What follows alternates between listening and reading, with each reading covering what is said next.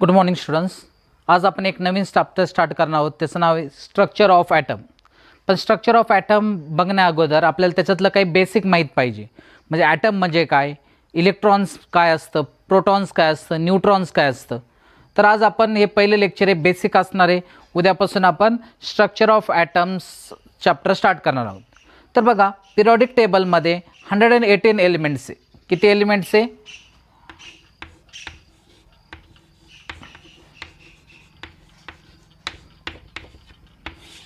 118 elements. 10th तुम्ही शिकला असाल. त्याच्या पिरियॉडिक टेबलला ब्लॉक्समध्ये डिवाइड केलेलं आहे. S block, P block, D block आणि F block. S, P, D आणि एफ ब्लॉक. 11th आणि 12th मिळून आपल्याला पूर्ण पिरियॉडिक टेबल शिकायचं आहे. म्हणजे पूर्ण 118 एलिमेंट शिकायचे. मग एस ब्लॉक, नंतर पी ब्लॉक, डी ब्लॉक आणि एफ ब्लॉक अशी चॅप्टरची नावं आहे आपल्या 11th आणि 12thच्या सिलेबसमध्ये. तर आता बघा, 118 एलिमेंट्स आहेत. त्याच्यातला मी एक एलिमेंट घेतो. बघा, हा झाला कार्बन. कार्बनचा ॲटॉमिक नंबर आहे 6, त्याचा मास नंबर आहे 12. बघा तुम्ही पिरियॉडिक टेबल बघा.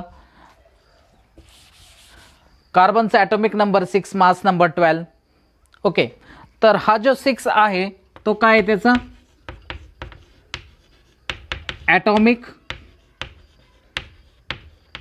नंबर. आणि ॲटॉमिक नंबर म्हणजेच number of protons. Atomic number म्हणजे नंबर ऑफ प्रोटॉन्स. आणि हा जो 12 इथं लिहिलेला आहे त्याला आपण मास नंबर म्हणतो. म्हणजे त्याला आपण ॲटॉमिक मास नंबर म्हणतो. त्याला आपण काय म्हणत असतो? Atomic mass number. आणि मास नंबर काय असतो? Number of protons plus neutrons. Number of protons plus neutrons. आता बघा, तर हा तुमच्यासाठी होमवर्क आहे. बघा, इथं मी लिहितो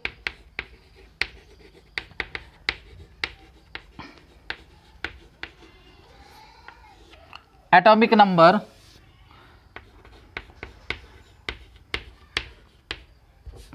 mass number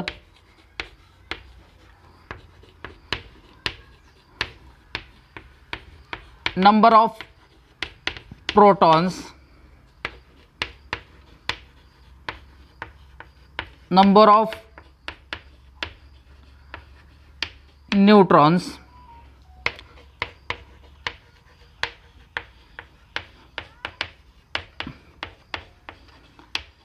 number of electrons,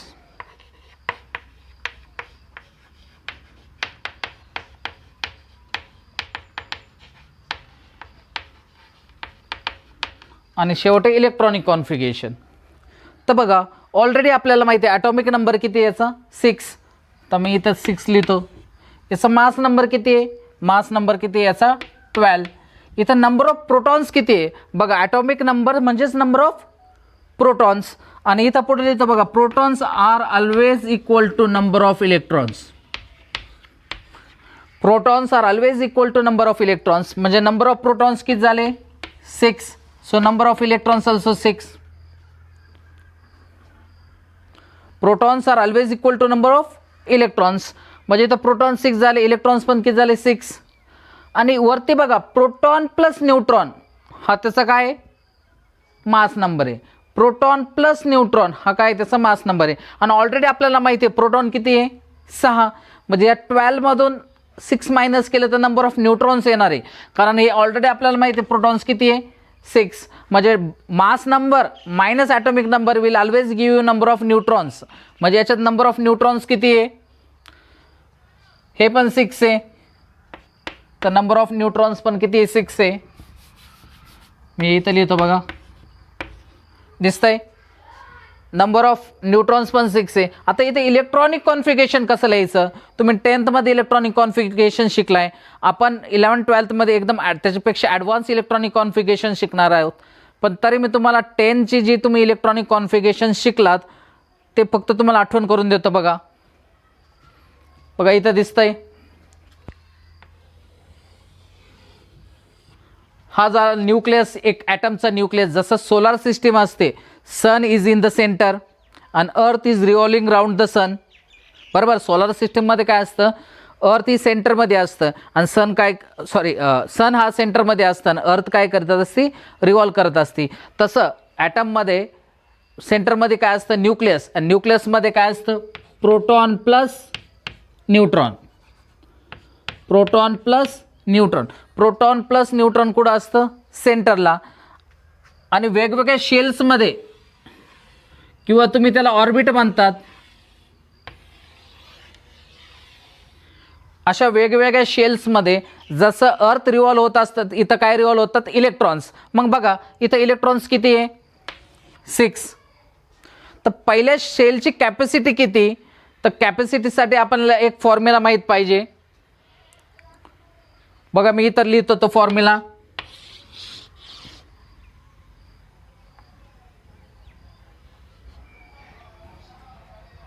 बघा दिसतंय.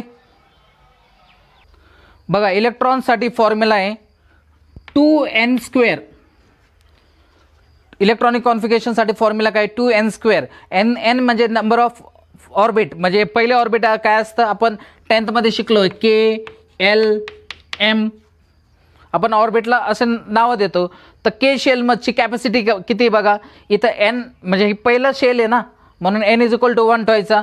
So 2 × 1² that is 2. म्हणजे पहिल्या शेलची कॅपॅसिटी किती आहे, 2 इलेक्ट्रॉनची आहे. दुसऱ्या शेलची कॅपॅसिटी बघा 2 × 2². So 2² will be 4 × 2 8. दुसऱ्या ऑर्बिटची कॅपॅसिटी किती आहे, शेलची कॅपॅसिटी किती, 8 इलेक्ट्रॉनची. तिसऱ्या याची 2 × 3² 3² इज 9 9 2 18. नंतर 2 × 4² 4² 16 दिस 32. बरोबर. म्हणजे कॅपॅसिटी पहिल्या शेलची किती, 2, नंतर 8, नंतर 18, नंतर 32, पुढं गेलं तर 50. बरोबर. तर फक्त एक रूल सांगतो बघा. आता आपल्याला कॅपॅसिटी समजली. पहिल्या शेलमध्ये किती इलेक्ट्रॉन्स आहे, 2. दुसऱ्या शेलमध्ये 8.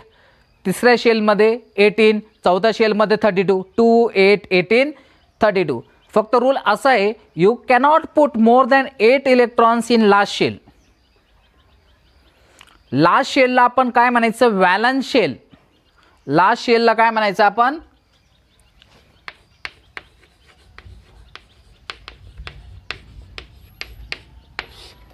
Valence shell. लास्ट शेलला काय म्हणायचं आपण, valence shell. You cannot put more than 8 electrons in last shell. एवढं रूल ध्यानात ठेवायचं. You cannot put more than 8 electrons in last shell, that is valence shell.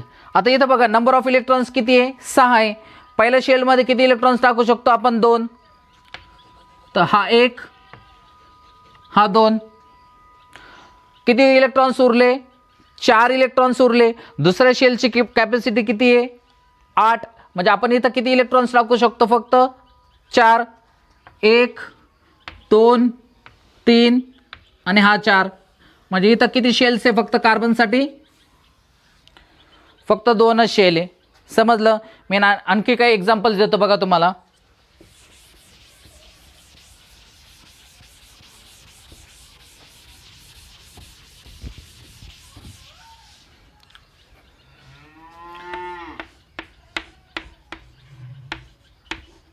बघा aluminium atomic number 13 and mass number is 27. मी शॉर्टमध्ये लिहितो बघा. हा हे झालं मास नंबर आणि हे झाले atomic number. And atomic number is number of protons which are equal to number of electrons. आणि वरती मास नंबर काय असतो, प्रोटॉन प्लस न्यूट्रॉन. बरोबर. तर इथं नंबर ऑफ, बरं चला आपण सिक्वेन्स घेऊ.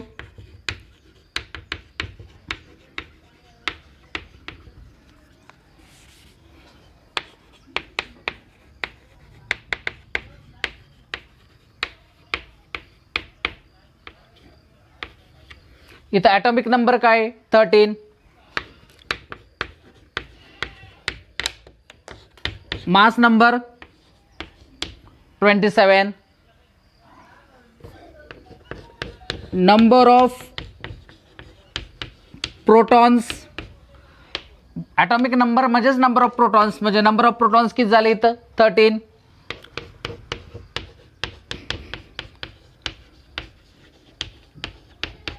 नंबर ऑफ न्यूट्रॉन्स,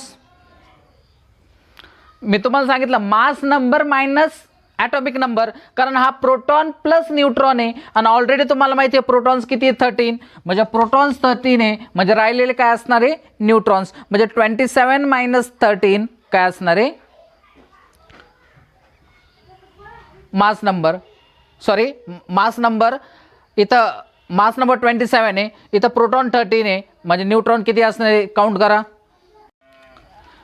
बघा 27 काय मास नंबर आहे बरोबर, आणि इथं ॲटॉमिक नंबर किती 13, म्हणजे नंबर ऑफ प्रोटॉन्स 13 आहे. मग नंबर ऑफ न्यूट्रॉन्स कसे सापडायचे, mass number minus atomic number, म्हणजे 27 minus 13 that is equal to 14, म्हणजे इथं नंबर ऑफ न्यूट्रॉन्स किती आहे 14.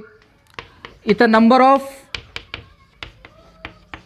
इलेक्ट्रॉन्स, इथं नंबर ऑफ इलेक्ट्रॉन्स किती आहे 13.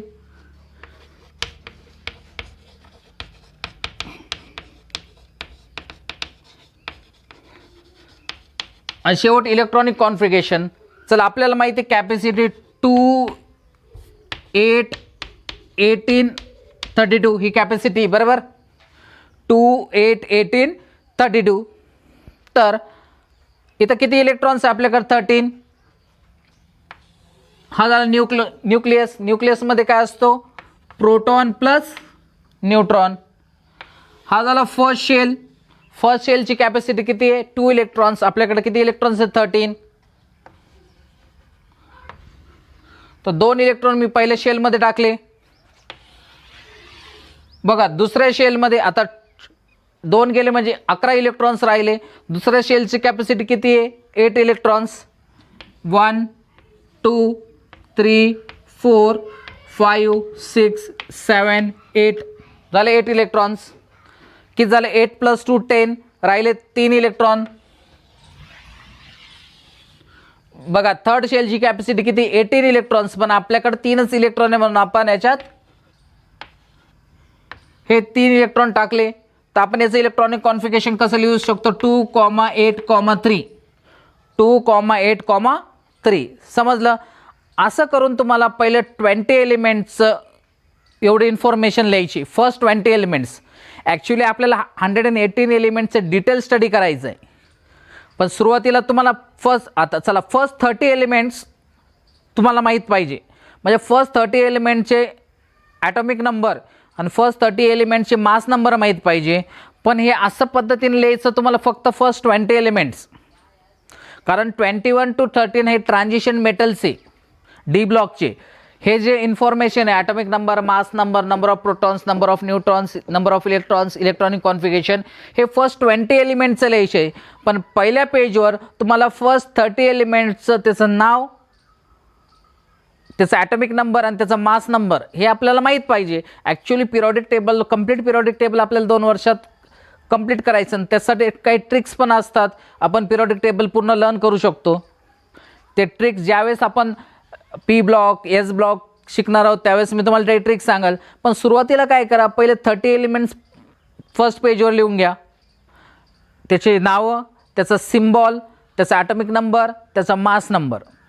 आणि नंतर हे करायचे तुम्हाला फर्स्ट 20 एलिमेंट्ससाठी hydrogen, helium, lithium, beryllium, boron, carbon, nitrogen, oxygen, fluorine, sodium, magnesium, aluminium, silicon, phosphorus, sulphur, chlorine, argon, potassium, calcium, असे 20 एलिमेंटसाठी तुम्हाला हे लिहायचं आहे. समजलं. मी आणखीन एक एलिमेंटचं लिहून दाखवतो बघा तुम्हाला.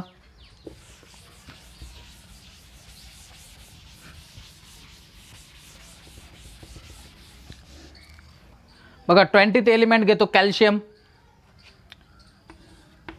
कॅल्शियम 2040, हा 20 काय त्याचा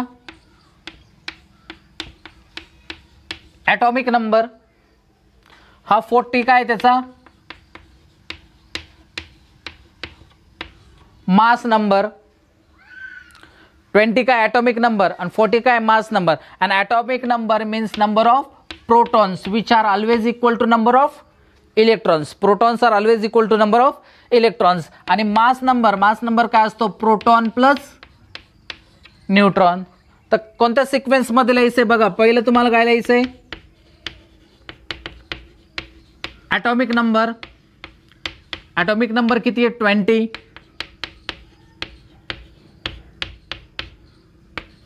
दूसरा आहे मास नंबर किती आहे? 40. तिसरा तुम्हाला लिहायचं आहे नंबर ऑफ प्रोटॉन्स किती आहे? 20, कारण ॲटॉमिक नंबर म्हणजेच नंबर ऑफ प्रोटॉन्स. चौथं तुम्हाला लिहायचं आहे नंबर ऑफ न्यूट्रॉन्स. मी तुम्हाला सांगितलं नंबर ऑफ न्यूट्रॉन्स कसं सापडायचं? Mass number minus atomic number, म्हणजे दिस 40 मायनस 20, म्हणजे नंबर ऑफ न्यूट्रॉन्स पण इथं किती येणार आहे? 20. फिफ्थ,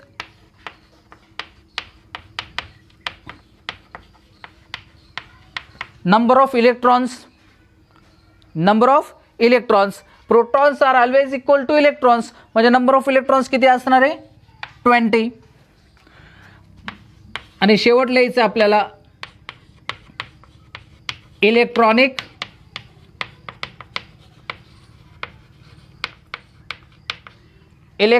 कॉन्फिगरेशन, म्हणजे अरेंजमेंट ऑफ इलेक्ट्रॉनला आपण इलेक्ट्रॉनिक कॉन्फिगरेशन म्हणतो. बघा इथं दिसतंय,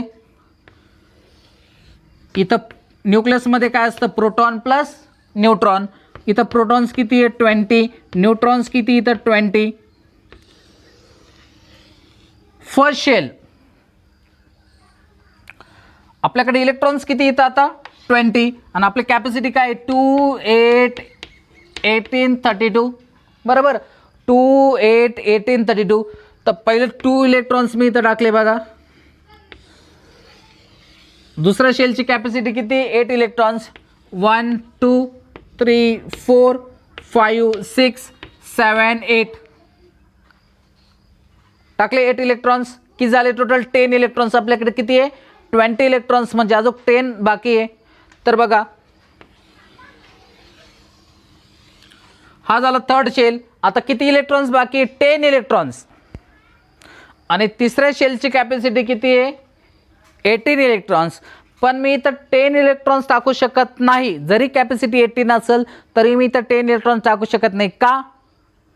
कारण मी तुम्हाला एक रूल सांगितला होता, you cannot put more than 8 electrons in last shell.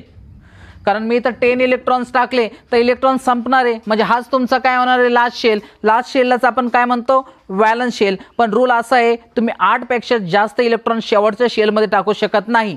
म्हणून आपल्याला हा, आता मी जर इथं 10 टाकले राहिलेले, कारण तुम्ही म्हणणार याची कॅपॅसिटी 18 आहे, तर मी इथं 10 जर टाकले तर त्याचं आपण तो रूल व्हायलेट करणार आहे. रूल काय सांगतो? You cannot put more than 8 electrons in last shell. शेवटच्या शेलमध्ये. आता लास्ट शेल इथून पुढं मी म्हणणं स्टॉप करेन, आपण त्याला व्हॅलन्स शेल म्हणायचं. व्हॅलन्स शेल म्हणजे लास्ट शेल. त्याच्यात आपण 8 पेक्षा जास्त इलेक्ट्रॉन टाकू शकत नाही. म्हणून मी इथं 8 इलेक्ट्रॉन्स टाकतो बघा.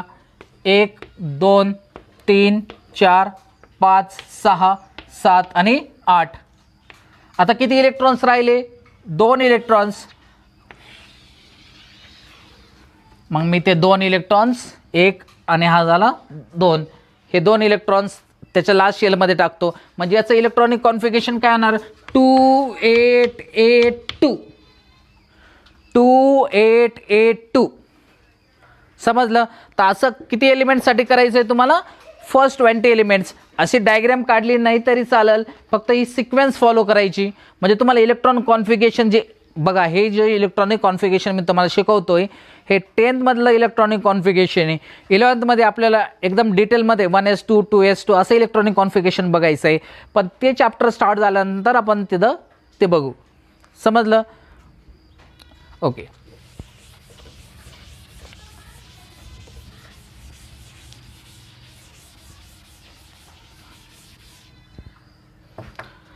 आता बघा, पिरियॉडिक टेबल जर तुम्ही नीट बघितला त्याच्यात किती पिरियड्स असतात? पिरियॉडिक टेबलमध्ये किती पिरियड्स सांगा? पिरियॉडिक टेबल बघून मला सांगा किती पिरियड्स असतात? बघा पिरियोडिक टेबलमध्ये 7 पिरियड्स आणि 18 कॉलम्स असतात. बघा हे हायड्रोजन, नंतर हेलियम, हा झाला पिरियड फर्स्ट, नंतर period second, lithium, beryllium, boron, carbon, nitrogen, oxygen, fluorine आणि इकडे असतो निऑन. हा झाला पिरियड सेकंड. हे जे असं हॉरिझॉन्टल लाईन आहे हे झाले पिरियड्स. तर असे पिरियड्स किती असतात? 7 पिरियड्स. आणि असे जे कॉलम्स असतात, उभे जे कॉलम्स असतात त्याला आपण ग्रुप्स म्हणतो.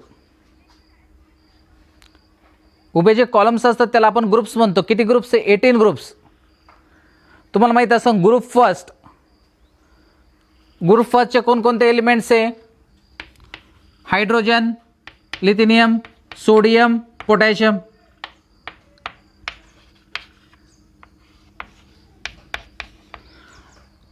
Hydrogen, lithium, sodium, potassium, rubidium, caesium, francium. हे झाले ग्रुप. असे ग्रुप्स असतात. बघा पिरियोडिक टेबल तुम्ही नीट बघा. ॲक्च्युली आपल्याला एवढं टेन्शन घ्यायची काय करत नाही. आपला पिरियोडिक टेबल कंप्लीट स्टडी करायचं आहे. पण आता आपल्याला स्ट्रक्चर ऑफ ॲटमबद्दल माहिती पाहिजे. तर असे जे व्हर्टिकल कॉलम्स असतात ज्याला आपण ग्रुप्स म्हणतो. किती ग्रुप्स असतात? 18 ग्रुप्स. आणि पिरियड्स किती असतात? 7 पिरियड्स. किती पिरियड्स असतात? 7 पिरियड्स. आता बघा आताच आपण इलेक्ट्रॉनिक कॉन्फिगरेशन शिकलो. तर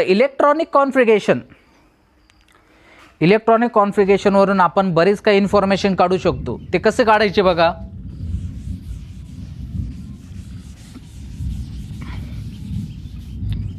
आता मी इथं काही एलिमेंट्स लिहितो आणि त्याचे इलेक्ट्रॉनिक कॉन्फिगरेशन लिहितो. बघा कार्बन 612, सिलिकॉन 1428, कॅल्शियम 2040. तर बघा मी याची इलेक्ट्रॉनिक कॉन्फिगरेशन लिहितो 2 4. याचे इलेक्ट्रॉनिक कॉन्फिगरेशन लिहितो 2 8 4. याचं 2 8 8 2. बघा आता हे इलेक्ट्रॉनिक कॉन्फिगरेशन लिहिलं आपण. आपल्याला जर ओळखायचं असेल हा कोणत्या पिरियडमध्ये आणि कोणत्या ग्रुपमध्ये, काय ओळखायचं असेल कोणत्या पिरियडमध्ये आणि कोणत्या ग्रुपमध्ये, तर तुम्ही बघायचं इथं शेल्स किती. बघा हा झाला फर्स्ट शेल, कारण आपण पहिल्या सर्कलमध्ये टाकणार ना ज्याला आपण ऑर्बिट म्हणतो. हा झाला फर्स्ट शेल, हा झाला सेकंड शेल. म्हणजे शेल किती झाले इथं 2, ज्याला आपण ऑर्बिट्स पण म्हणतो. ऑर्बिट्स किती झाले इथे 2 ऑर्बिट. तर हा असणार आहे पिरियड 2 मध्ये. कोणत्या पिरियडमध्ये असणार आहे? पिरियड सेकंडमध्ये. आणि ग्रुप कसा ओळखायचा? पिरियड्स तर ओळखला आपण पिरियड 2, तर ग्रुप्स कसा ओळखायचा बघा.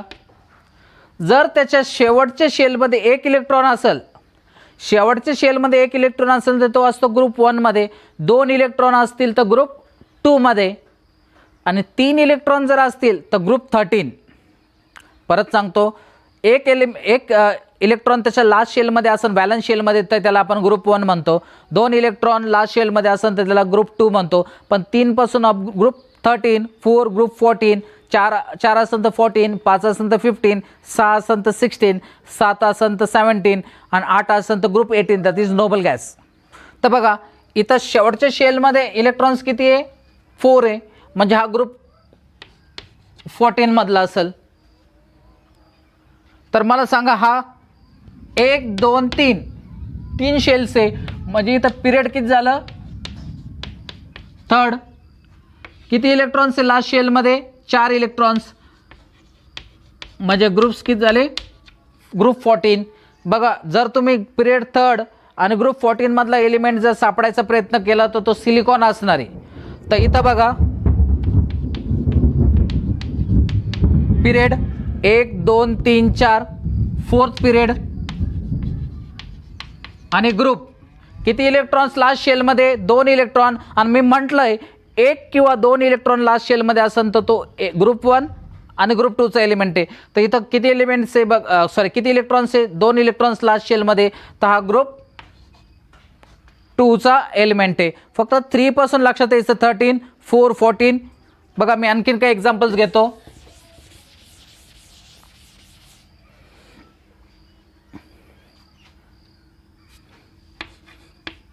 Aluminium 1327, boron 511. चला हे 2 एक्झाम्पल्स पहिले घेऊ आपण. 283. सोडियम घेऊ 1123. आता 5 इलेक्ट्रॉन आहे म्हणजे इलेक्ट्रॉनिक कॉन्फिगरेशन 2 3. इथं 11 इलेक्ट्रॉन्स आहे म्हणजे 281. तर सांगा हा कोणत्या पिरियडमध्ये आहे? 1 2 3 शेल मध्ये म्हणजे हा पिरियड थर्ड. आणि ग्रुप 3 इलेक्ट्रॉन्स आहे म्हणजे हा ग्रुप 13. किती शेल्स इथे? 1 2 म्हणजे हा period 2. Again group 13, period group. तर कोणत्या पिरियडमध्ये? पिरियड थर्ड आणि ग्रुप 1. समजलं? तर बघा तुम्हाला मी आणखीन काही इन्फॉर्मेशन देतो. इलेक्ट्रॉनिक कॉन्फिगरेशनवरून आपल्याला काय समजू शकतं.